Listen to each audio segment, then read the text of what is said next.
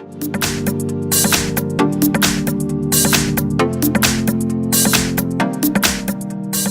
I've got KAZAM Tornado 350, and let me show you how to change a wallpaper on the following device. So at the very beginning you have to open the settings, then scroll down and under device you will notice display, so just click on it. And now go to wallpaper.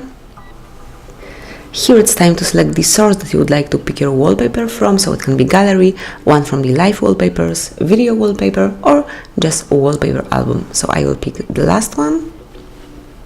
And now you can select the picture that you like most. So let me pick for example this one, the blue one, and then just click on set wallpaper. And that's it. As you can see, the wallpaper has been changed.